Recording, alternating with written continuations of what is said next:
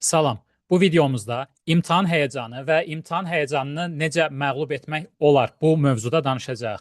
Bildiyiniz kimi insanlar ömrü boyu bir çox imtahanlar verirlər və bu imtahanlarda həyəcan keçirirlər, stres keçirirlər.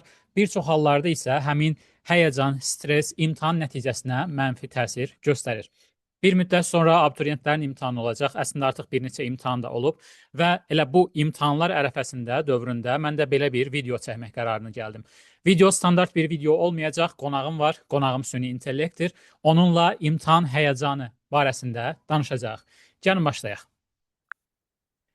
Salam ChatGPT. Bu videoda səninlə imtahan həyəcanı haqqında danışacağıq. Əvvəlcə istəyirəm sənə belə bir sual ünvanlayım. Həyəcan bizim düşmənimizdirmi? Həyəcanı tam düşmən adlandırmaq olmaz. Əslində az miqdar həyəcan bizi motivasiya edə bilər. Problem o olur ki, həyəcan idarə olunmadıqda diqqəti yayındırır və performansa mane olur. Yəni həyəcanın özü deyil, onun idarə olunmaması bizim əsl çətinliyimizdir. Yaxşı, belə bir şey. Bəzən insanlar deyirlər ki, həyəcanın az miqdarda olması imtahan üçün yaxşıdır və məsuliyyəti artırır. Bu necə? Düzgün bir yanaşmadır? Bəli, tamamilə doğrudur. Yerkes-Dodson qanunu deyilən bir şey var ki, o deyir, müəyyən dərəcədə həyəcan performansı artırır. Yəni az miqdarda həyəcan insanı ayıq saxlayır, diqqətini toplamağa kömək edir. Amma bu həyəcan həddi aşanda onda fokus pozulur. Deməli məqsəd balanslı həyəcan səviyyəsi tapmaqdır. Aha, balanslı həyəcan. Maraqlıdır. Yaxşı, belə bir şey. İmtahan həyəcanı nədir? Məsələn, bu imtahan həyəcanını digər həyəcanlardan ayıran bir şey varmı? İmtahan həyəcanı xüsusilə imtahan vəziyyəti ilə bağlı stressdir. Bu, adətən biliklərimizi sübut etmək məcburiyyəti ilə əlaqəlidir. Məsələn, bu həyəcanın nəticəsində fokus itirə, bildiyimizi unuda bilərik. Digər həyəcanlardan fərqi odur ki, o bilik performansınıza birbaşa təsir edir. Yəni, həyəcanla biliklər arasında bir körpü rolunu oynayır. Aha, aydındır. Təşəkkür edirəm. Yaxşı, bəs həyəcan imtahan nəticəsinə necə təsir edə bilər? Həyəcanın az və ya çoxluğu bu nə dərəcədə qorxuludur? Həyəcanın az miqdarı faydalıdır, çünki o bizi ayıq saxlayır və motivasiya verir. Amma həyəcan həddindən artıq olanda fokus pozulur, yaddaş bloklanır və bildiyin məlumatları düzgün ifadə edə bilmirsən. Yəni həyəcan balanslı olmadıqda imtahan nəticələrini aşağı sala bilər. Deməli məqsəd həyəcanı tam yox etmək deyil, onu idarə olunan səviyyədə saxlamaqdır. Yaxşı, tutaq ki, həyəcanı idarə etməyə çalışırıq və yaxud da həyəcanı müəyyən qədər azaltmağa çalışırıq. Bunun üçün ən güclü üsullar nələrdir? Ən effektiv üsullardan biri real imtahan şəraitinə bənzər təcrübələr yaratmaqdır. Yəni sınaq testləri ilə vaxtında məşq etmək. Digər tərəfdən dərin nəfəs və relaksasiya texnikaları həyəcanı fiziki səviyyədə azaldır. Eyni zamanda düşüncə tərzini dəyişmək, yəni mənfi düşüncələri realist və müsbət düşüncələrlə əvəz etmək də həyəcanı idarə etməyə güclü təsir göstərir. Hə, düşüncə tərzini dəyişmək. Bu maraqlı səslənir. Yəni ki, mənfi düşüncələri kənara qoymaq və müsbət düşüncələrə fokuslanmaq, düzdür? Tamamilə doğrudur. Məsələn, mən bacarmayacağam yerinə mən hazırlaşmışam və əlimdən gələni edəcəm kimi düşüncələri seçmək həyəcanı azaldır. Bu cür realist və müsbət düşüncə beyinə sanki sakit ol, sən hazırsan siqnalı verir və daha balanslı performansa yol açır. Həyəcanın öhdəsindən gəlmək üçün nəfəs almaq, bədəni sakitləşdirmək, bəzən bu tip tövsiyələr də verirlər. Bunlarla bağlı nə deyə bilərsən? Bunlar elmi əsaslı metodlardır və xüsusilə nəfəs texnikaları sinir sistemini sakitləşdirməyə kömək edir. Yavaş və dərin nəfəs almaq bədənin dövüş və ya qaç reaksiyasını azaldır. Bədən sakitləşəndə beynimiz də daha aydın düşünə bilir. Bu texnikalar sadə görünə bilər, amma praktikada çox effektivdirlər. Bu döyüş və ya qaç prinsipi, bu hər bir insana xas olan bir anlayışdır, düzdür? Yəni ta qədim insanların dövründən bu tip anlayışlar insanların beynində olub. Düz bilirəm? Bəli, tamamilə doğrudur. Bu təkamül prosesindən gələn bir instinktdir. İlk insanlar üçün real təhlükə anında ya döyüşmək, ya da qaçmaq həyati əhəmiyyət daşıyırdı. İmtahan kimi təhlükəsiz situasiyalarda isə bu reaksiya biraz yanlış yerə yönəlir. Ona görə də biz bu instinkti indiki dövrün reallıqlarına uyğun şəkildə idarə etməliyik. Onda belə çıxır ki, əslində bir zamanlar insanların həyatını qoruyan bir instinkt imtahanda bir çox hallarda bizim üçün mənfi nəticələr yarada bilir. Düz başa düşdüm? Tamamilə doğru. İmtahanda real fiziki təhlükə yoxdur, amma beynimiz bunu sanki bir təhlükə kimi qəbul edib artıq reaksiya verir.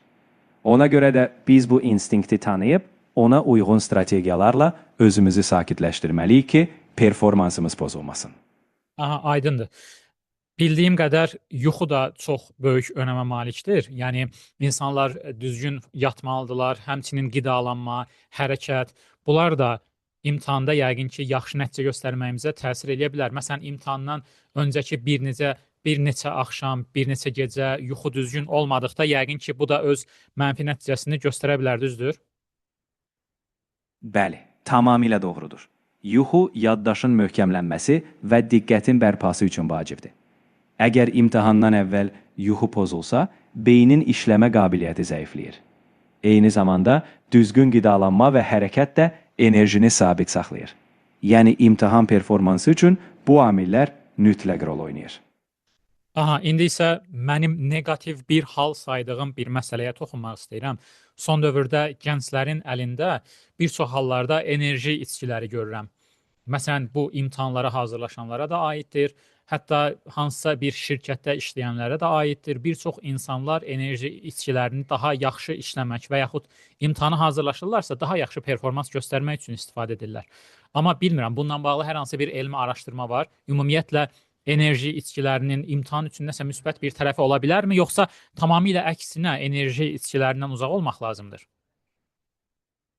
Elmi araşdırmalar göstərir ki, enerji içkiləri qısa müddətdə ayıq qalmağa kömək etsə də, onlar sonradan enerjinin kəskin azalmasına və narahatlığa səbəb olur. Yəni imtahan üçün dayanıqlı bir həll deyil. Əksinə yuxu, balanslı qidalanma və təbii enerji mənbələri, məsələn fiziki aktivlik, daha stabil və sağlam performans üçün vacibdir. Aha, aydındır. Fiziki aktivliyə yəqin misal olaraq, məsələn, açıq havada, parklarda və ya dəniz sahilində gəzməyi misal göstərə bilərik, düzdür? Bir də tam şəkildə deyə bilərik, enerji içkiləri bizim faydamıza deyil, yəni onlardan uzaq olmaq lazımdır. Bunu qəti bir formada demək olar. Bəli, açıq havada gəzmək, yüngül fiziki aktivlik həm stresi azaldır, həm də beynin oksigenlə qidalanmasını yaxşılaşdırır. Enerji içkilərinə gəlincə, tam qəti şəkildə deyə bilərik ki, mütəmadi istifadəsi faydalı deyil. Onlar qısa müddətdə enerji versələr də, uzun müddətli sağlam performans və stabil diqqət üçün uyğun deyirlər. Aha, aydındır. Əvvəllər belə bir şey də eşitmişdim. İmtahandan əvvəl şirniyyat yemək nəticəyə müsbət təsir göstərə bilirmiş. Bir müddət buna inandım. Daha sonra isə bunun əksini sübut edən elmi məqalələr, araşdırmalar oxudum. Orada da eyni cür enerji içkiləri kimi bir effekt olduğunu oxumuşdum ki, şirniyyat yedikdə müəyyən bir müddət insanın enerjisi artır, amma bu uzun müddətdə keçərli deyil. Bununla bağlı nəsə bir elmi araşdırma və ya bildiyim bir məlumat var? Tamamilə haqlısınız. Şirniyyat və sadə şəkərlər qanda sürətli şəkər yüksəlişi yaradır və qısa müddətli enerji hissi verir. Amma bu yüksəlişin ardınca ani düşüş gəlir. Bu da yorğunluq və diqqət azalmasına səbəb olur. Elmi araşdırmalar da bunu təsdiqləyir. Sabit enerji və fokus üçün kompleks karbohidratlar, protein və balanslı qidalanma daha dayanıqlıdır. Aha, Yəni aydındır. Bu qidalanma məsələsinə qayıdaq, çünki önəmlidir. Misal üçün tutaq ki, hansısa bir gün şagird və ya başqa bir şəxs tutaq ki, universitet tələbəsi imtahan verəcək. Səhər yeməyində hansı qidalar məsləhətdir? Şirniyyatdan uzaq olsunlar, enerji içkisindən uzaq olsunlar. Bəs yaxşı, onun əvəzinə hansı formada qidalanmaq? Konkret misallar üzərində bunu izah elə. İmtahan günü səhər yeməyi balanslı olmalıdır. Məsələn, yulaf və ya tam taxıllı çörək kimi kompleks karbohidratlar enerjini sabit saxlayır. Yumurta və ya az yağlı kəsmi protein verir, bu da diqqəti gücləndirir. Biraz badam və ya qoz isə faydalı yağlar və beyin üçün lazım olan mikroelementləri təmin edir. Suyu da unutmamaq lazımdır. Yəni əsas odur ki, stabil enerji və fokus üçün balanslı və təbii qidalar seçilsin. Aha, aydındır, aydındır. Çox sağ ol. Yəqin ki, bu da imtahan verənlər üçün faydalı bir məlumat olacaq. Və keçirəm digər bir məsələyə. İmtahanlarda valideyn təsiri, müəllimlərin təzyiqi, valideynlərin təzyiqi, bunlarla bağlı istəyirəm danışaq. Məsələn, bizdə belə el arasında istifadə olunan bir söz var, xaxın uşağı. Xaxın uşağı 650 bal yığdı, xaxın uşağı 700 bal yığdı. Bundan bağlı nə deyə bilərsən? Valideynlərə, müəllimlərə tövsiyələr nə ola bilər? Belə müqayisələr həyəcanı artırır və uşağın özünə inamını sarsıda bilər. Valideynlərə və müəllimlərə tövsiyəm budur, nəticədən çox prosesə fokuslansınlar. Məsələn, sənin zəhmətini görürəm, əlindən gələni et kimi dəstəkləyici sözlər daha faydalıdır. Hədəf başqasının nəticəsi deyil, şagirdin öz inkişafı olmalıdır. Bu, həm həyəcanı azaldar, həm də uzun müddətli motivasiya yaradar. Aha, aydındır. Bəs müəllimlər üçün, müəllimlər hansı formada şagirdlərə dəstək ola bilərlər, motivasiya verə bilərlər? Müəllimlər ən çox fərdi inkişafı vurğulamalıdır. Yəni, şagirdin dünənki bacarığı ilə bugün əldə etdiyi irəliləyişə diqqət yetirsinlər. Həmçinin sən bacaracaqsan kimi ümumi ifadələrdənsə, bu mövzuda irəliləyişini görürəm, bu hissədə daha da güclənə bilərsən kimi konkret geri bildirim versinlər. Bu, həm şagirdi real bacarıqları üzərində fokuslayar, həm də həyəcanı konstruktiv dəstəyə çevirər. Aha, aydındır. İndi belə bir məsələyə baxaq. Tutaq ki, imtahana 1 həftə və ya 2 həftə qalıb, 10 gün qalıb, yəni az bir vaxt qalıb. Son təkrarlar necə olmalıdır? Hansı formada təkrar etmək lazımdır? İmtahana necə fokuslanmaq lazımdır? Son 10 gün ərzində fokuslanmış, qısa, planlı təkrarlara üstünlük vermək lazımdır. Hər gün mövzuya görə kiçik bölmələrə 1-2 saat ayırmaq effektivdir. Mümkün qədər real test şəraitində sınaq imtahanları işləmək lazımdır. Eyni zamanda bu mərhələdə kifayət qədər yuxu, sağlam qidalanma və qısa istirahətlərə də yer verilməlidir. Son anda yeni mövzu öyrənməkdənsə bildiklərini möhkəmləndirmək daha faydalıdır.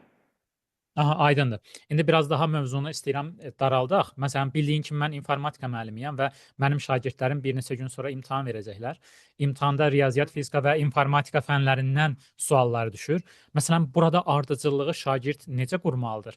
Konkret bir uğur gətirə bilən üsul var, yoxsa hər kəs öz biliyinə uyğun, psixologiyasına uyğun davranmalıdır?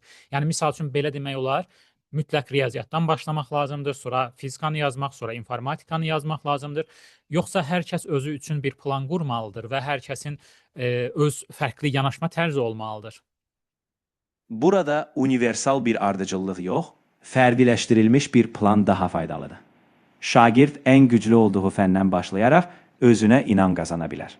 Bu, digər fənlərə keçiddə də motivasiyanı artırır. Hər kəsin güclü və zəif tərəfləri fərqli olduğu üçün optimal ardıcıllıq da fərqli olmalıdır. Şagirdlərə tövsiyə odur ki, özlərinə uyğun bir plan hazırlasınlar və inandıqları sıradan irəliləsinlər. Aha, aydındır. Mən, məsələn, öz şagirdlərimə adətən belə tövsiyələr verirəm ki, siz bu vaxta qədər müxtəlif sınaqlarda iştirak eləmisiniz. Sınaqlarda hansı formada ardıcıllıqla gedəndə sizin üçün daha yaxşı nəticə əldə olunurdusa, o ardıcıllığı yenə də real imtahanda da yoxlamaq olar. Bu barədə nə deyə bilərsən? Bu çox məntiqli bir yanaşmadır. Sınaqlarda hansı ardıcıllıq onlara rahatlıq gətiribsə, real imtahanda da eyni strategiyanı izləmək faydalıdır. Bu, şagirdə tanış bir plan verir və həyəcanı azaldır. Yəni, praktikada nə işləyibsə, o təcrübəni təkrar tətbiq etmək yaxşıdır. Aha, aydındır, aydındır. Lap yaxşı. İndi isə artıq videonu yekunlaşdırırıq. Yekun mesajın, yekun tövsiyən nə ola bilər? Yekun mesajınız bu olmalıdır. Həyəcan normaldır, amma onu idarə etmək mümkündür. Hər kəs özünə uyğun strategiya ilə, balanslı plan və realistik gözləntilərlə imtahana girsin. Öz seylərinizə güvənin və unutmayın ki, imtahan nəticələri sizin dəyərinizi təyin etmir. İrəliləyişə fokuslanmaq əsl uğurunuzun açarıdır. Aha, aydındır. Çox sağ ol, təşəkkür edirəm YouTube videoma qoşulduğun üçün. Ümid edirəm ki, bu video bəyənilər və səninlə yenə də bu formatda müxtəlif videolar çəkərik. Məmnuniyyətlə. Hər zaman dəstək olmağa hazıram. Ümid edirəm video izləyicilər üçün faydalı olacaq. Növbəti müzakirələrdə yenidən görüşmək diləyi ilə. Belə, artıq videonun sonuna gəlib çatdıq demək olar ki. Gördüyünüz kimi fərqli bir video idi. Bilmirəm nə dərəcədə sizin üçün faydalı oldu, amma burada söylənilən fikirlər məncə müəyyən qədər imtahanda nəticənizi artırmağa kömək edə biləcək. Və son olaraq özünüzə inanın, güvənin, arxayın bir şəkildə imtahana gedin. Bundan əvvəl sınaqlarda istifadə elədiyiniz metod, üsul nə idisə, hansı formada sınaqlarda yazanda yaxşı nəticə əldə edirdinizsə, məncə elə düzgünü həmin üsuldan istifadə etməkdir. Sizə imtahandan əvvəl məsləhət verənlər çox olacaq. Əvvəlcə bu fənni yaz və s. və s. O məsləhətlərə qulaq asa bilərsiniz. Amma mən bunu əvvəlki videolarda da demişəm. Sizi heç kəs sizdən daha yaxşı tanıya bilməz. Ona görə də insanların məsləhətlərinə qulaq asın. Amma artıq həmin məsləhətə əməl etmək lazımdırmı, yoxsa deyil, bunu özünüz seçin. Burada əsas məsələ odur ki, siz bilməlisiniz ki, sizi heç kəs sizdən daha yaxşı tanımır. Sizin üçün ən düzgün olan yolu siz özünüz bilirsiniz. Hər birinizə imtahanlarda uğurlar arzu edirəm. Sağ olun.